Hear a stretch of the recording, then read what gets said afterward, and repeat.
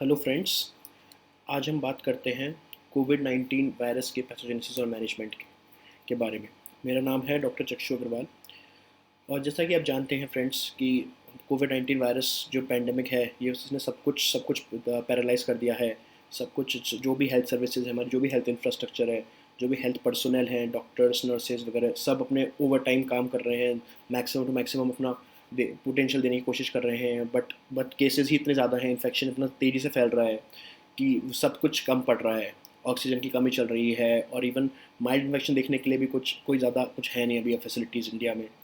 तो इन सब की वजह से ये ज़रूरी है कि हम सब लोग जानें कि कोविड-19 एक्चुअली बॉडी में हमारे कैसे इन्फेक्ट करता है और ये कैसे फैलता है, और इसको हम कैसे मैनेज कर सकते हैं एक बेसिक लेवल पे, ताकि ये प्रोग्रेस ही ना करे सीवियर इन्फेक्शन में, जो हमें हॉस्पिटलाइजेशन की ज़रूरत पड़े नहीं, ताकि हम हॉस्पिटलाइजेशन की तरफ रिसॉर्ट ही ना करना पड़े। आगे बढ़ने से पहले मैं एक डिस्क्लेमर देना चाहूँगा कि इस वीडियो में जो भी दिखाया गया है या बोला गया है, ये आपकी इन्फॉर्मेशन के लिए है और ये कोई सब्स्टिट्यूट नहीं है डॉक्टर्स की एडवाइस का। तो आप प्लीज़ अपने डॉक्टर की एडवाइस को फॉलो करिए। तो देखिए, ये है कोविड वायरस, हमारा जो वेरिएंट पार्टिकल है, ये ऐसा दिखता है माइक्रोस्कोप के नीचे। ये हमें पता है कि रेस्पिरेटरी रूट के थ्रू स्प्रेड करता है। तो ये पहुंचता है हमारे नोज़ के थ्रू एंटर करेगा हमारी बॉडी में। हमारी नेज़ल जो एपिथेलियम है, वहाँ पर एक टाइप के रिसेप्टर होते हैं, ACE2 रिसेप्टर, ACE2 रिसेप्टर्स, जिनके थ्रू कोविड वायरस पार्टिकल है वो एंटर करता है। अंदर एंटर करने के बाद बहुत सारे सेल्स को इन्फेक्ट करता है एक साथ। मैं एक सेल का बता रहा हूँ एग्जांपल देखिए कि एंटर करा सेल में ACE2 रिसेप्टर के थ्रू। देन ये एक एंजाइम होती है, RNA डिपेंडेंट RNA पॉलीमरेज। ये वायरस को हेल्प करती है मल्टीप्लाई करने में, रेप्लिकेट करने में। तो उससे ये रेप्लिकेट होता है, फिर ये बहुत सारी कॉपीज़ बनाता है अपनी, मतलब उसको प्रोजेनी सेल्स जिनको बोलते हैं, ठीक है, डॉटर विरियॉन्स, उनकी बहुत सारी कॉपी बनाता है और फिर ये बस्ट करता है सेल में, एग्जिट करता है और ऐसे ये बहुत सारे सेल्स को इन्फेक्ट करता है। ये सेम चीज़ जो मैंने बोली है, ये चीज़ इसमें दिखाई गई है कि एंटर किया रिसेप्टर के थ्रू, रेप्लिकेशन हुआ यानी कि मल्टीप्लिकेशन हुआ, और फिर ये बहुत सारी विरियॉन्स एक साथ रिलीज़ हुए सेल के बाहर। अब इसके बाद क्या होता है कि हमारी बॉडी भी रिस्पॉन्स देती है, हमारे इम्यून सिस्टम एक्टिवेट होता है और ये अलग अलग तरह से अपना रिस्पॉन्स दिखाता है। तो एंटीजन प्रेजेंटेशन होता है, cellular immunity, humoral immunity etcetera. इन सब की मदद से इन्फ्लामेटरी मीडिएटर्स रिलीज होते हैं, यानी कि वो सिग्नल पार्टिकल्स जो कि इसके अगेंस्ट, इस वायरस के अगेंस्ट एक्ट करते हैं। तो इनको हम भी बहुत तरह के होते हैं, जैसे कि इंटरल्यूकिन्स, साइटोकाइंस एक्सेट्रा। तो ये सब मिलकर अटैक करते हैं। प्रॉब्लम क्या होती है, बट बाय द 5th और 6th डे ये साइटोकाइंस बहुत ज़्यादा सिक्रेट हो जाते हैं, इसकी वजह से साइटोकाइन स्टॉर्म जैसा एक कंडीशन आ जाती है। अब इससे क्या प्रॉब्लम हो सकती है कि हमारा इम्यून डैमेज हो सकता है, इम्यून सिस्टम। तो ये सिर्फ लंग्स को नहीं बल्कि और भी कई सारे सिस्टम्स को अफेक्ट कर सकते हैं। ये प्रॉब्लमेटिक होता है। और जैसा कि आप देख पा रहे हैं कि इसमें सिम्टम्स आते हैं डिपेंडिंग ऑन द साइट जहाँ पे वायरस पार्टिकल इन्फेक्ट कर रहा है। तो जैसे कि ये रेस्पिरेटरी रूट से फैल रहा है, तो पहले नोज़ में आपके जैसे देखेंगे कि स्मेल चली जाती है, माउथ से टेस्ट चला जाता है, गला दुखने लग जाता है, सोर थ्रोट जिसको बोलते हैं।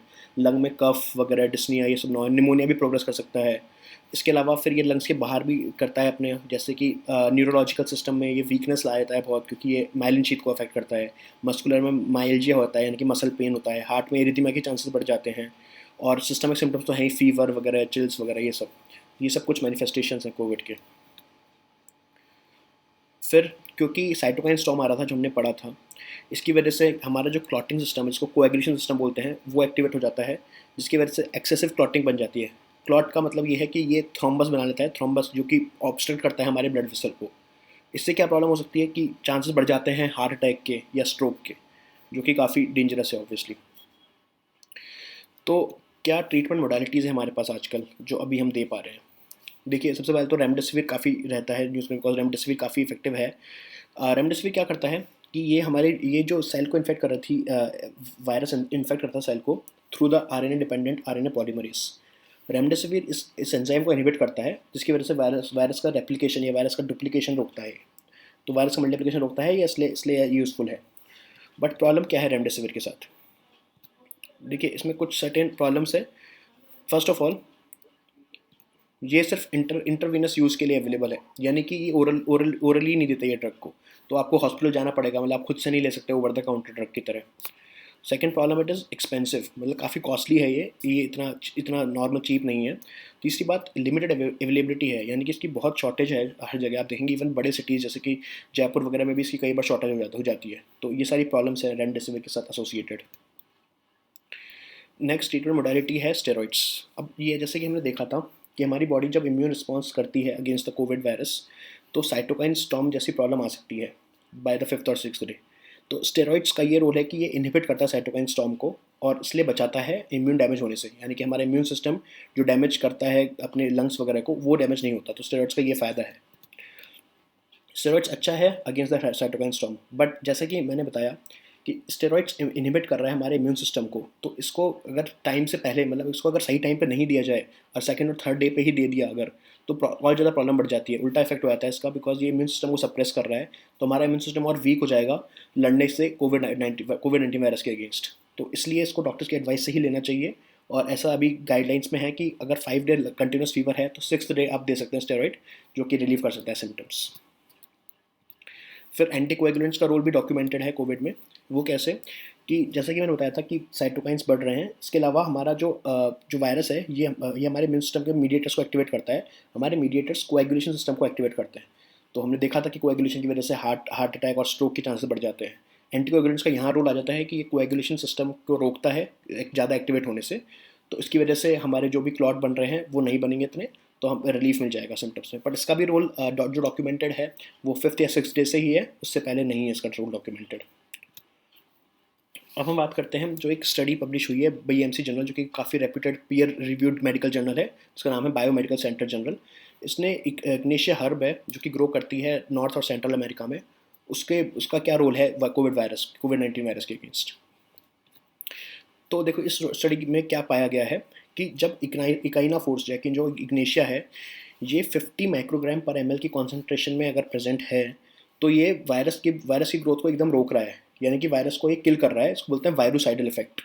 तो ये प्रूव है स्टडी में कि इग्नेशिया एक सर्टेन कॉन्सेंट्रेशन लेवल पर वायरोसाइडल की तरह एक्ट करता है अगेंस्ट कोरोना वायरस पार्टिकल्स। उसका मैकेनिज्म और क्या बताया गया है कि जो इग्नेशिया है ये ACE2 रिसेप्टर, जो कि हमने पढ़ा था देखा था कि जिसकी वजह से कोविड वायरस एंटर कर रहा था हमारी बॉडी में। तो इग्नेशिया उस ACE2 रिसेप्टर को इनहिबिट कर रहा है, जिसकी वजह से सार्स जो कोविड वायरस है इसकी एंट्री नहीं हो पा रही है। तो ये इनहिबिट कर रहा है कोविड की एंट्री इनटू द सेल्स। ये इसका मेन पॉइंट है जहाँ पे एक्ट करता है, मेन मैकेनिज्म ऑफ एक्शन। इसके अलावा भी इसके इग्नेशिया का ये है रूल कि ये इनहिबिट कर रहा है प्रो इन्फ्लामेटरी साइटोकाइंस, यानी कि जो साइटोकाइन स्टॉर्म कर रहे थे वो उसको भी इनहिबिट कर रहा है इग्नेशिया। तो हमारी बॉडी को हेल्प कर रहा है ताकि इम्यून डैमेज ना हो। ये रोल कुछ स्टेरॉइड्स जैसा है। तो इस स्टडी का ये कंक्लूजन में पाया गया है कि इग्नेशिया जो है हर्ब, ये सिर्फ कोविड के वायरस के अगेंस्ट नहीं बल्कि और भी जो कोरोना वायरस से रिलेटेड वायरस है, मर्स जो था, SARS-CoV-1 एट्सेट्रा और कॉमन कोल्ड वगैरह, इन सब के अगेंस्ट इफेक्टिव है। इसके अलावा इसको लॉन्ग टर्म प्रोफाइलेक्सिस के लिए भी यूज़ किया जा सकता है। ठीक है, और ये काफ़ी अच्छा प्रोफाइलेक्टिक ट्रीटमेंट भी है और थेरापेटिक भी है इसका। तो इग्नेशिया का रोल प्रूव हुआ था इस स्टडी में। इसके अलावा एक और स्टडी है 10 सेल की, वो भी काफ़ी इंपॉर्टेंट जर्नल है। उसने ये कहा है कि इग्नेशिया लेने से आपके सिम्टम्स कंट्रोल हो रहे हैं, डिजीज़ वर्सन नहीं हो रही और सेकेंड इन्फेक्शन रुक रहे हैं, जिसकी वजह से कॉम्प्लिकेशंस नहीं होते एंड पेशेंट को हॉस्पिटल जाने की ज़रूरत नहीं पड़ रही। तो ये इग्नेशिया का रोल प्रूव हुआ है, जो कि आई थिंक काफ़ी रिवॉल्यूशनरी है। अब देखिए इग्नेशिया हर्ब इंडिया में ज़्यादा अवेलेबल नहीं है, बट मुझे किसी फ्रेंड के थ्रू पता चला तो न्यूट्रीलाइट की इग्नेशिया मैं ले रहा हूँ। मैं और मेरी फैमिली सब ले रहे हैं, तो हमें काफ़ी अच्छा लग रहा है इससे भी लेने से। तो आप अपने फिजिशियन के एडवाइस से ले सकते हैं कोई सा भी, मैं फ़िलहाल ये ले रहा हूँ। रेफरेंसेस मैंने कहाँ से ये स्टडी, ये कहाँ की फाइंडिंग्स बताई हैं आपको। तो ये 2 स्टडीज़ हैं बीएमसी जर्नल की और द सेल की। दोनों की स्टडीज़ मैं यहाँ पे डाल रहा हूँ, उसके अलावा डिस्क्रिप्शन बॉक्स में भी आपको मिल सकेगी, तो आप उसको स्टडी कर सकते हैं। और किसी भी जानकारी के लिए किसी भी कोई क्वेरी हो आपकी, तो आप मुझसे कांटेक्ट कर सकते हैं व्हाट्सएप, इंस्टाग्राम या टेलीग्राम पे। और प्लीज़ सब अपना ध्यान रखिए, घर पे रहिए, सोशल डिस्टेंसिंग नॉर्म्स को फॉलो करते रहिए और प्लीज़ वैक्सीनेशन भी करवा लीजिए। प्लीज़ ध्यान रखिए, stay safe, stay healthy. Thank you.